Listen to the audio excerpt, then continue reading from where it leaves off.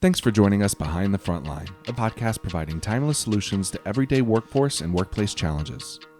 Frontline Training Solutions is an express employment professionals company, strategically placed between the workplace and the workforce with professionals standing by, ready to combat your unique challenges. Learn more about what we do at frontlineon.com.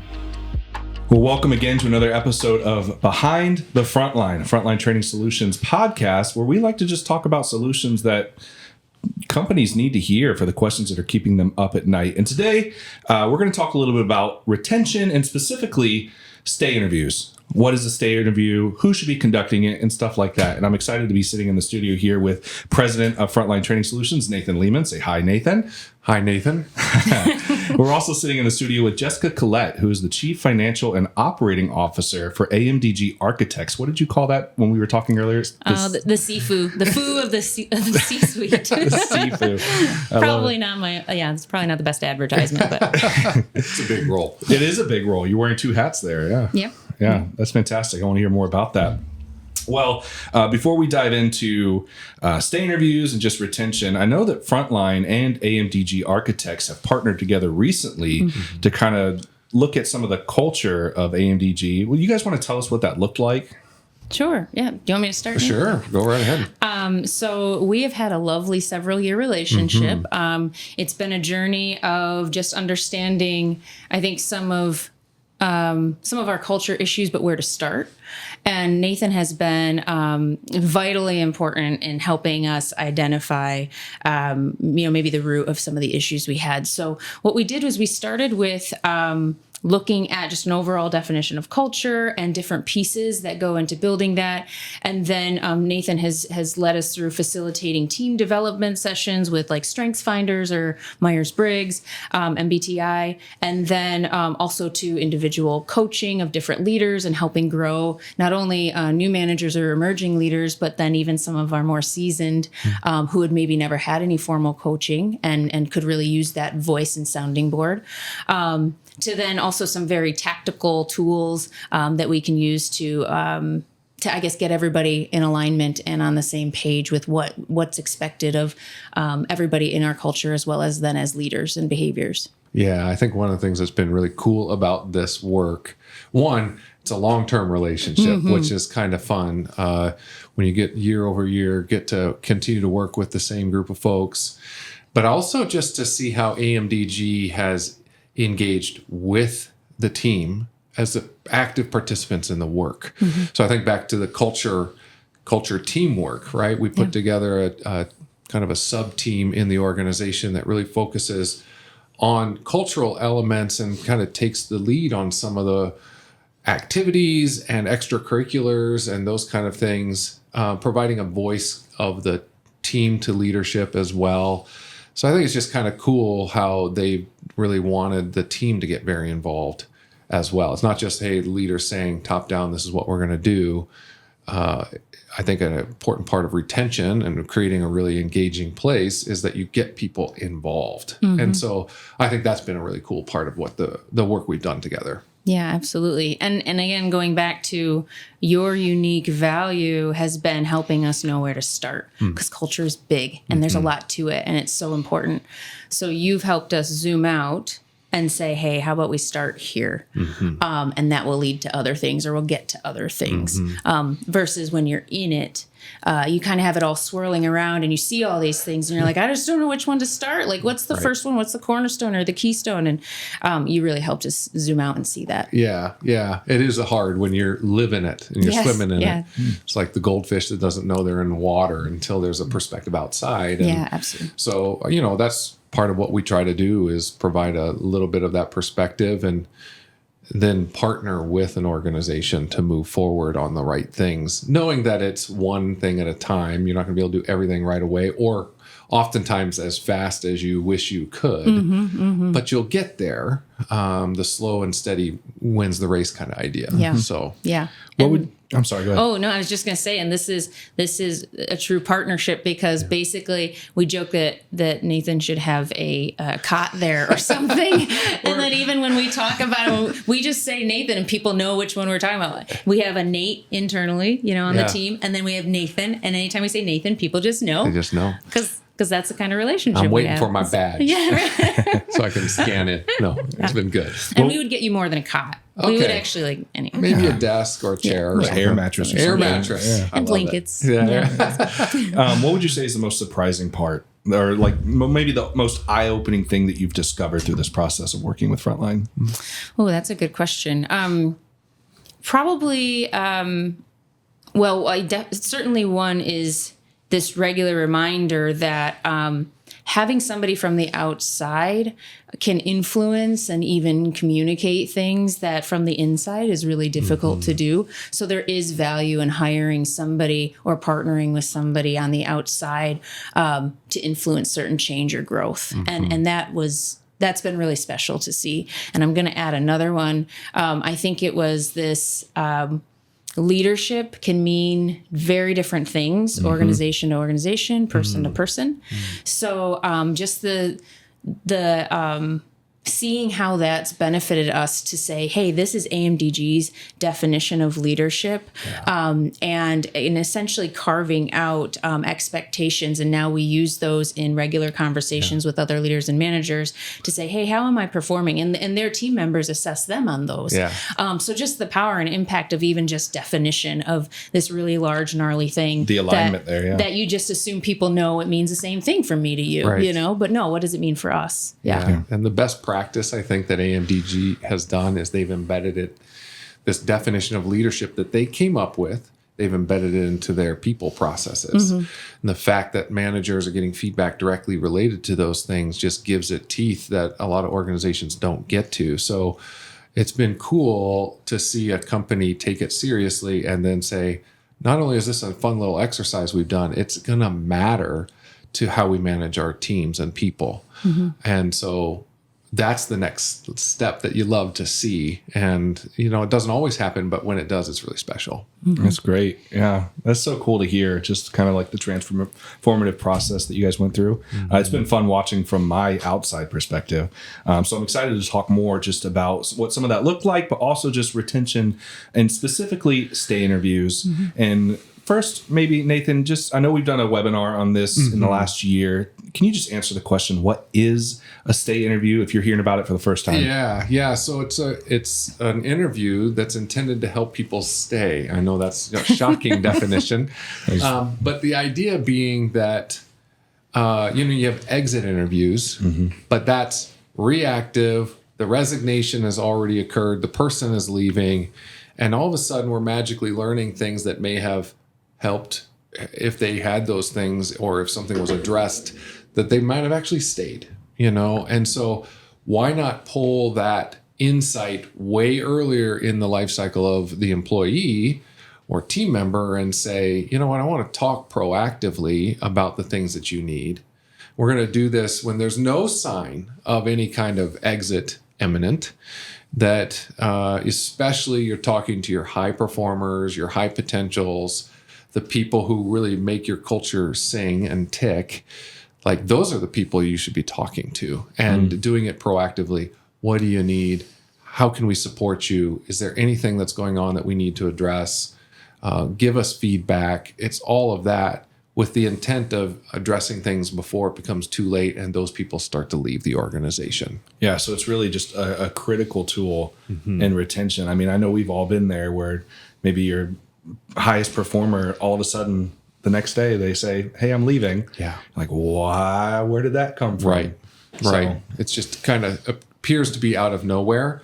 And this is a way to kind of make that never happen again, if possible. I do think you have to be strategic with who you're having the interviews with. You have to be very thoughtful about that. You want to know that you're getting really valuable feedback from people, and that you're really tuned in to the folks on your team. That, yes, you want everybody to stay on one level or another, but certain people carry extra weight or just exemplify the culture in a unique way. And it's like, man, what do we do to hold on to those folks? Mm-hmm. Yeah. I would love to hear from both of you just your experience with conducting stay interviews and maybe some insights that you've gained from conducting these that can be passed along as more helpful best practices to anyone listening. Mm-hmm. So my experience with stay interviews, or sometimes just the stay question, it's just one question. It doesn't need to be a whole list. And it doesn't need to be a long conversation or some sort of formal conversation. It's just some intentional check-in, is keeping it simple and brief, but also being ready to have to tell them the truth if they express a need that we're not prepared to deliver. So my feedback that I've heard from other leaders and managers who are hesitant to do these are like, well, what if we can't do what they say is going to keep them? It's like, well, you tell them. Yeah. And that's an opportunity for even more honest dialogue and trust building. Yeah. And then it doesn't need to end there. It's okay, I'm not sure we're able to do that right now, but what else? Right. And what else? And what else? And so that's largely been my experience with the stay interview, is keeping it simple, keeping it pretty informal, but and regular enough, that you don't miss out and that it doesn't go too long and then they're leaving.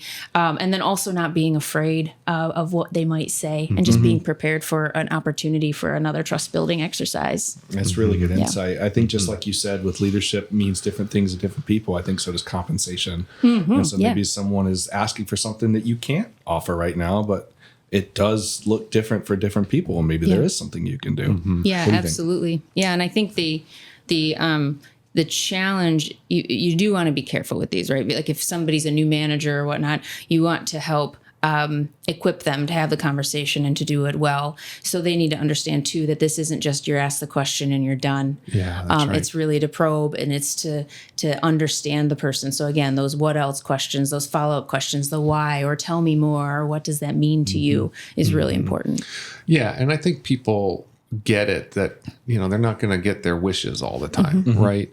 But what they want is to be heard, and they want an opportunity to share their ideas and to ask, So I think people are realistic about what may or may not happen as a result of these things, but knowing that they're heard is a big deal. And they also can tell if you're being authentic and genuinely interested, or you're going through the motions. And so I like what Jessica's saying about the follow-ups, the what else, the active listening, the eye contact, all the stuff that goes into really connecting with people is really critical, so they know that it's not just a performance you're going through, but you're genuinely interested.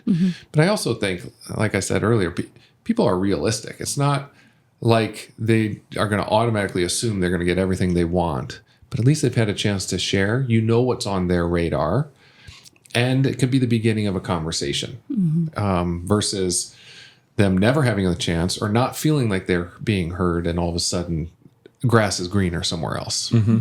Would you say in both of your experience with conducting these or watching other leaders conduct them, after it's done, would you say that you've seen an improvement in engagement and morale within the company? Yeah, I would jump in and say yes, definitely, with the individuals that we've spoken to. As far as extrapolating that to the broad company, kind of maybe depends on the size of the organization, how many people you're talking to, and all of that. But definitely for the individuals who you're targeting, and I guess that would be a little bit of my insight on, and I've already said it a couple times, but be very strategic with how you're doing and who you're talking to. But yes, I would say for those individuals who, it's a talent management principle, like, we need to retain these folks. So it's okay to give them a little extra love and have a little bit of an extra conversation. I've seen individuals respond quite well to that.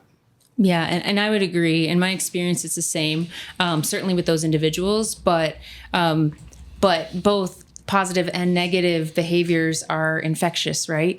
So if an individual who is a strong performer or somebody we know we want to keep, and they usually are positioned also in some sort of place of influence. So not necessarily through title or authority, but even just sort of political positioning in the company, and they're likable, and people look up to them for whatever. So naturally, if they're feeling better, that's gonna ooze into the rest of the people, and bring, I guess, the whole bar up. That's right. I was looking at something online. I don't remember where, but over the weekend, this lady was talking about research, and I wish I could find it so I could be more official in this, but it's anecdotal, I guess, at this point.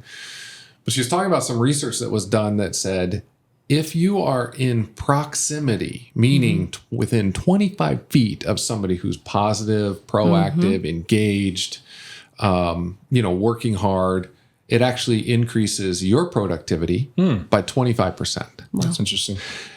And just being around people that are that way. The reverse is also true to what Jessica was just saying. And it's actually even worse in some regards. If you're around somebody who's negative, reactive, disengaged, you'll go down productivity 40%. Wow. So there's the negative influence around you actually has a greater impact than the positive. So even more reason to drive up the positive as much as possible, right? So I love the call out that this is going to have not just an impact on the individual, which I've seen, but through extension to the rest of the organization. I think keeping those people excited and energized and heard and seen and all of those good things will actually have much broader impact. Yeah, absolutely. And I'll just add one sort of nuance to it too, that the stay questions or stay interviews are also opportunities to use common language throughout the organization. So if you're having these conversations with people, they might repeat that language. And then again, you're getting everybody aligned with like common terminology, aligned in like what it means to work there and the words that we use. So again, it's another touch point and opportunity for unifying opportunity, I guess I should say. It's another touch point for a unifying opportunity. Yeah, I mean, we talk about this all the time. We know how important retention is and just the cost of turnover alone. But putting the cost aside, just the importance of retaining those people who are high potentials, high performers within the company. So I kind of want to walk through what a successful stay interview could look like. Maybe just a little role playing here. I'm not sure. Oh dear. We haven't discussed this. No. This is unfolding live.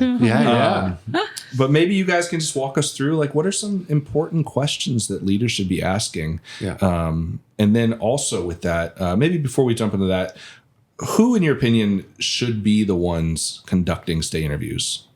Oh, boy, those are two big questions there.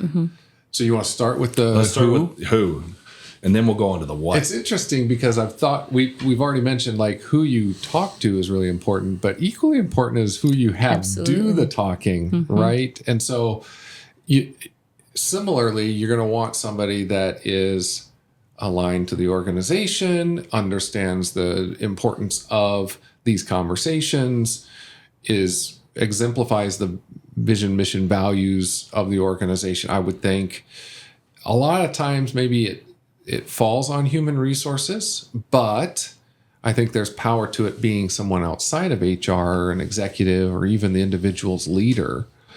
But it's like, do a little bit of thoughtful screening of the person that's going to be conducting the interview first, so that you don't set up kind of a negative, unintentional situation that becomes negative because the wrong person is asking the questions. I don't know. What do you think about that? Yeah, no, I agree. And I think it varies. If, just like anything, you can't just have a cookie cutter application to everything. So looking at the organization and its makeup and the expectations and skills of maybe your leaders and managers, and then is there even an HR presence? Because, the smaller the organization, that's less likely. So, I think equipping their leader and manager to have these stay conversations is really important, because they should get to know their people and have their finger on the pulse. That said, I think it's an interesting idea that it could reveal maybe where somebody's not the best fit to be leading people if you're not comfortable with them having the conversation. Because to me, this is something that is,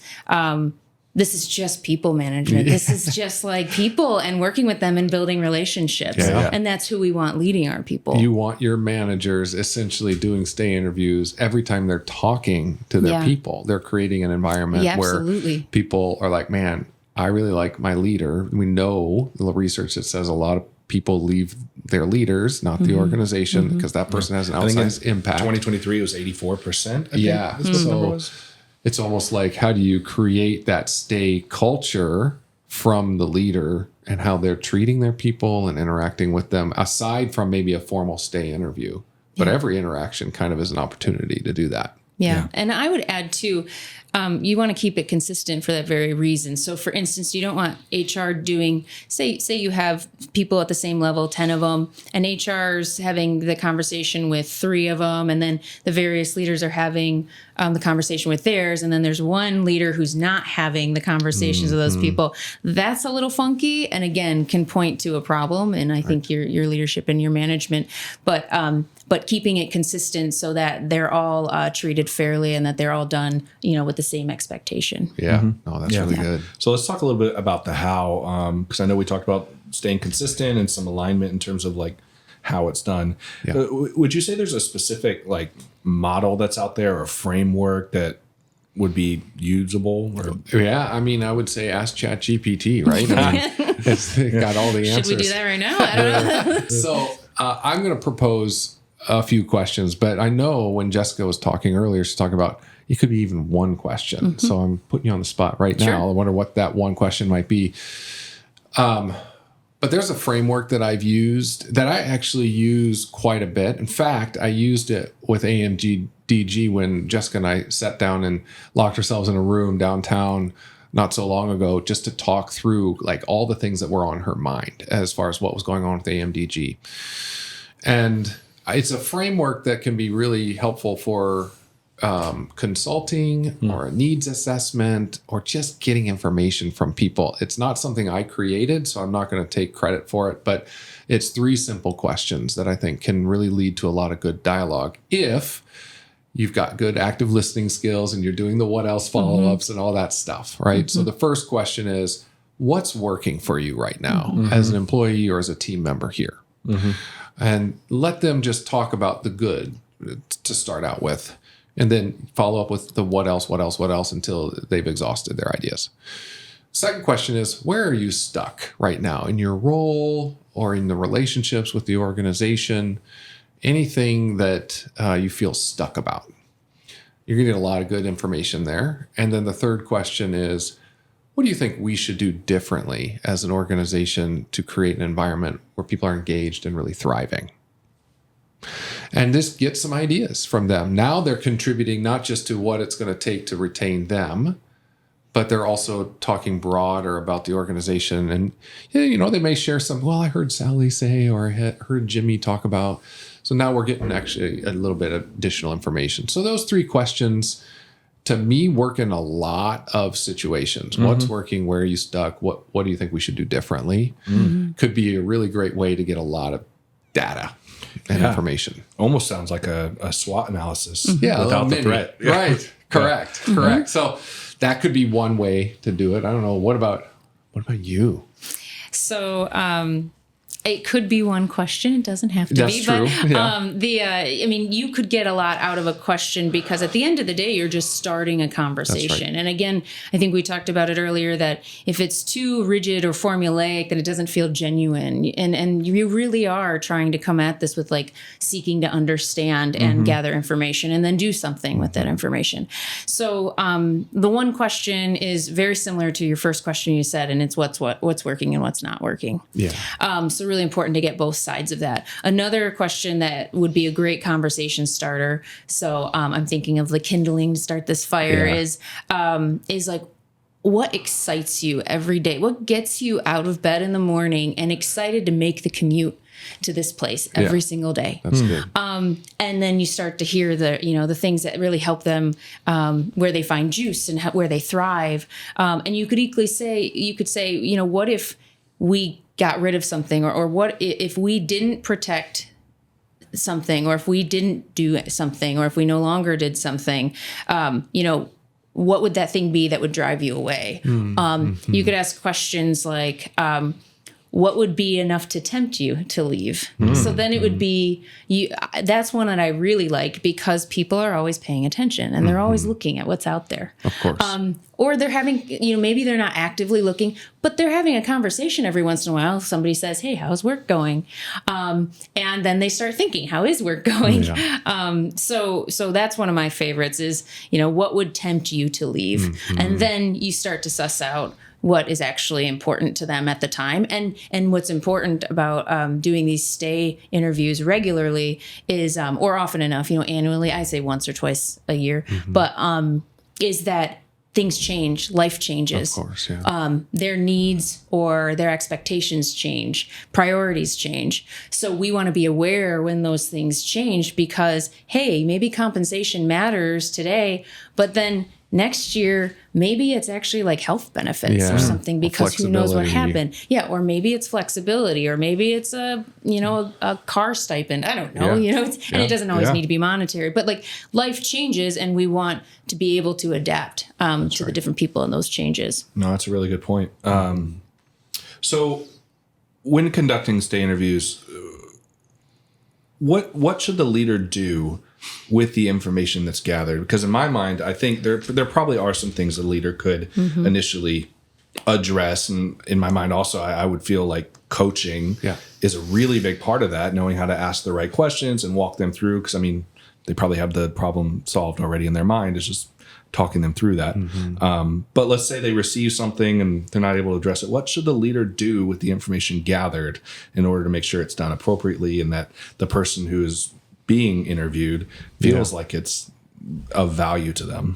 Yeah, I would start off by saying, even right in the moment of the conversation, active listening is critical. And one of those pieces of active listening that's so important is make sure you understand what they're saying. So the phrase is, "So what I hear you saying is," right? Or what I heard from you is, and repeat it back. Even if you wait to the end of the conversation, hit the 3 top points or something like that, because that's a chance for them to clarify. No, that's not exactly what I meant. Let me clarify. Or absolutely, you're right over the target. So at the very beginning, ask the question to make sure that you understand what they're saying and repeat it back to them. I think that's number one. Then thank them, right? Thank them for the feedback. Tell them, "Hey, we really appreciate that you took the time to share this information. There are a few things on here that I know I want to share with X, Y, and Z." And you'd have to understand what your organizational structure looks like, right? So it could be human resources needs to hear some of this stuff. It could be leadership team needs to hear some of this stuff. One of the things I would say, a little caveat with all of that, is also understand or get their explicit permission to share it as something from them. And if they're not comfortable with that, then ask them if they're comfortable with you sharing it more anonymously. "Hey, this is one of the conversations I've had recently. The individual has asked me not to share who they are, but these are a few things I think we need to be aware of." Or, "Hey, are you comfortable with me just kind of sharing some of these things, making sure that people understand this is your perspective?" I have found, at least in the ones I've done, most of the time, 70-80% of the time, they're like, "Absolutely, go right ahead. I don't care." Sometimes they're sharing things that are really touchy, potentially, or sensitive. And so you want to protect the right kind of anonymity, which is always a little bit of a fine line you walk in an organization, because you want to make sure the right people are hearing the information, but sometimes people are worried about how it's going to be received or whatever. So you can work on, okay, let's make sure that we share it in a way that doesn't betray who said it, but at the same time gets the message right. So a little bit of this, I would also say, is kind of your intuition as a leader, like who needs to know this stuff. How much of this is like material versus nice to know and all of that. The other thing I'll just end with here, and I certainly want to hear Jessica's thoughts, but is like how systematic you're being too would help you be able to tell the story. Like, are we doing this broadly as an organization, which ideally we are with our hypos and high performing people? We're broadly doing it. So we can start to aggregate and see themes. Is this just something Jessica's talking about, or just Nic? Or actually Jessica and Nic mentioned something very similar. So we actually probably should really pay attention to these themes that are emerging, because a number of people are kind of saying the same thing. So I guess those are the things that are initially bouncing around. Yeah. So I'm not going to repeat all that you just said. I agree with it all. And I was thinking of in addition to that, this very sort of process or practical perspective of, well, let's take a step back before the stay interview happens. What expectation are we putting on the interviewer to share the information? So we have an internal process in our organization or within a team or division that says, hey, when you conduct these stay interviews, where does the information go? What are you expected to do with it as the leader? Spoken like a true CFO, COO. Yeah. Seafood. Seafood. Spoken like a food. That the is true so food. good. Yeah. So what is organizationally the process? Because again, I'm regularly thinking about fairness and consistency. So good. And so what's fair and consistent, and how do we do that across all? Because everybody's different and every leader's different. But how do we find that within each of them? Well, that's communication, and that's process. And so what is the process for stay interviews start to finish? So even in the preparation, then in the execution, and then what you do with the information. So I think it would be a great disservice of any company or organization to just say, hey, go conduct these stay interviews, and here's your questions. And then people are like, okay, great, I collected information, and some share it, some don't, or what have you. No, part of that, whether you're onboarding somebody new to the organization or whether you're implementing this for the first time, is, hey, and here's the start to finish for you as the leader and what we're expecting you to do with the information, so that you can communicate to the person as you're doing it, hey, this information goes here, or these are the people who is going to see the summary of this conversation. And again, if they're okay with that or not. But I love the permission. Asking permission is a huge one, because I think it does, if you don't state the obvious, people make assumptions. And one of my favorite quotes is, the thing that is assumed is the most important to talk about. So it's this idea that when we make assumptions, they're inherently subconscious. So we're not bringing them to the surface. So we need to be more, I guess, mindful and aware of when we're making assumptions, and then communicate that. And that's exactly what a stay interview is. So it's trying to break through assumptions and get to what's really happening. So with that said, we certainly, I lost my train of thought. So No, that's all great. I got excited about the whole assumption thing. No, that's really, really good. Speaking of assumptions, I want to make an assumption that some of our listeners have not conducted stay interviews within their organization. So I want to talk about best practices to get started. But first, what are some common mistakes that you think companies make when doing stay interviews? Well, I would say Jessica was hitting on a huge one, which is to not do it in a very purposeful and strategic way, kind of slapping it together, or, people kind of going rogue. It's great if a leader is having those kind of conversations, but is there a way to potentially be a little bit more systematic in the approach? I think that's a big one. And also, I think potentially, I'll just throw this out, like waiting too long. So what do I mean by that? I think stay interviews, we hear a lot about 30, 60, 90, like when you first start an organization, 30, 60, 90 day check-ins, how's it going and all that good stuff. It's actually probably never too early to start having a stay interview conversation, like at 30 days, at 60 days, at 90 days. Maybe you're asking questions like, how is this work similar to what you expected it would be like versus what it is? Like before you started, you thought you'd be doing this, or you thought it'd be like this. You thought our culture would be this way. Is it aligned to that? What's similar? What's different? I think that could be one too, is just waiting too long. A lot of the retention challenges organization face are frankly with new hires in the first 6 months. It certainly was my experience at the cheese company I worked at for a number of years. If we got them past 6 months, they'd stay 5 years. But getting them past 6 months was a big challenge. And so if you're finding in your organization a lot of turnover in the first 30, 60, 90, 180 days, then maybe that's an opportunity to start embedding some of this earlier. That's really good. Yeah. Something that drives me crazy, and I experience it all the time with, the different companies that I've worked with, or, nonprofit, for-profit, what have you, that it's great that they have energy around a new idea or something they heard about, and they're excited to implement it and bring it to their team because they know it, they've heard how beneficial it would be, but they do it without asking, why are we doing this, or why do we need to do this? So I would just add, before doing this or implementing it in your organization or with your team, ask, why are you really doing it? What do you want to achieve? What's missing? What would success look like? So when you think about doing any sort of new initiative, but certainly stay in interviews included, it's everybody needs to understand why they're doing it. Otherwise, it just is going through the motions and the information goes nowhere, and you're not energized around the information that you do gather and doing anything with it because you don't understand how it connects to the whole or how it connects to the goals. So that would be the only thing that I would add, is just defining it before starting anything. Truly, why are you doing this? Why do you think it matters? And why is it going to help your company or your team? And that why will also give you a lot of clarity around who should be doing it, who should you be targeting, and all of that. So got to start with why. It's a very big idea these days. It Start sure with is. why. Yep. I love that. Is there any other best practices you'd say for leaders looking to implement this for the first time, knowing the why, having a systematic approach? What else are we leaving? Yeah, I mean, I don't know if it's necessarily best practice, but it's like, give yourself grace. Like, this can be a big thing to undertake.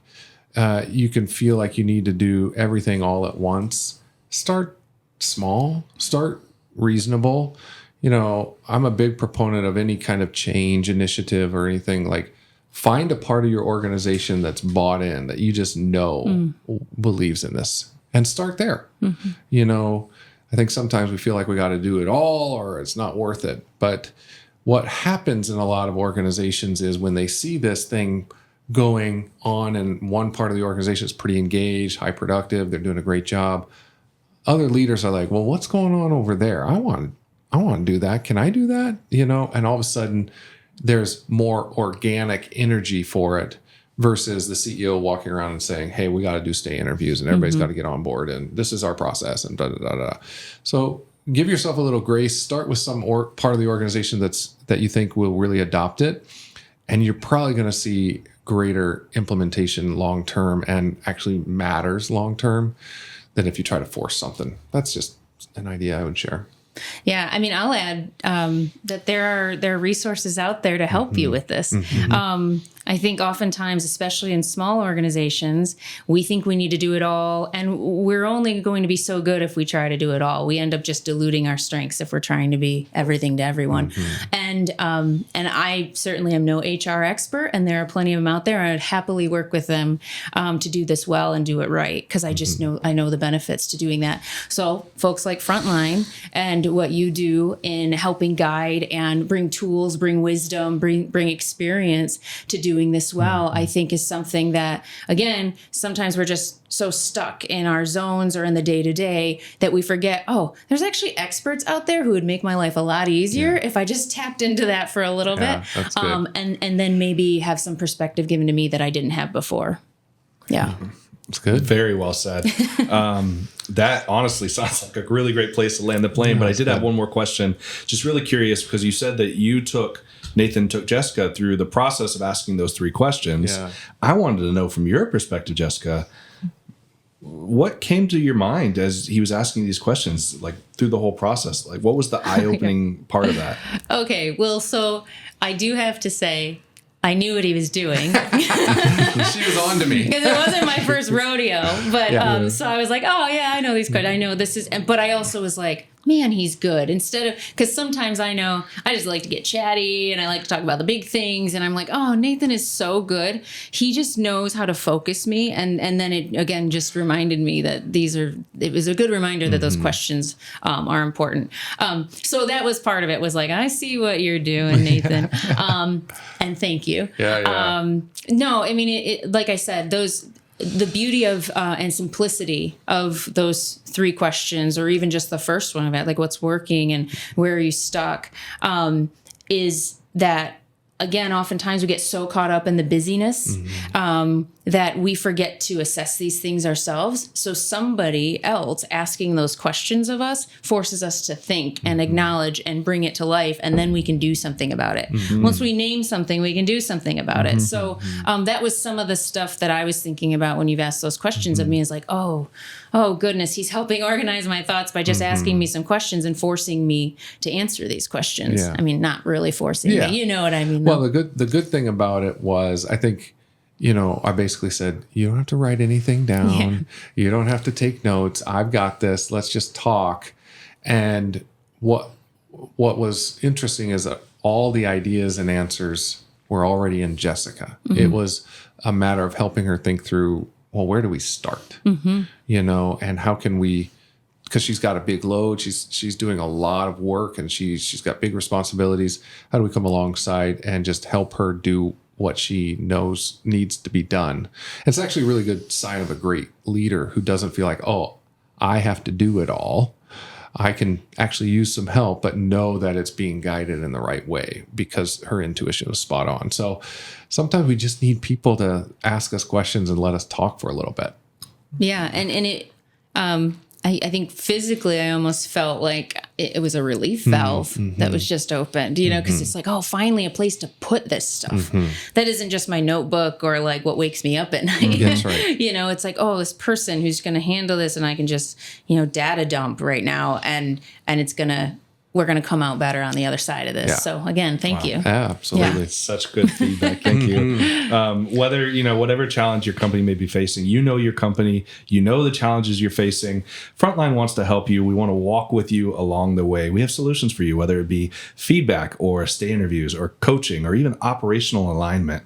We want to walk with you. We want to talk with you. What else can I rhyme? Yeah, that's great. We want to help you in any way that we can. Learn more at frontlinenow.com. Watch our podcasts. We like having these conversations. Subscribe, follow along. Thank you so much, Nathan. Thank you so much, Jessica, for your insight here. That was fantastic. It's a pleasure. We'll see you next time on The Frontline.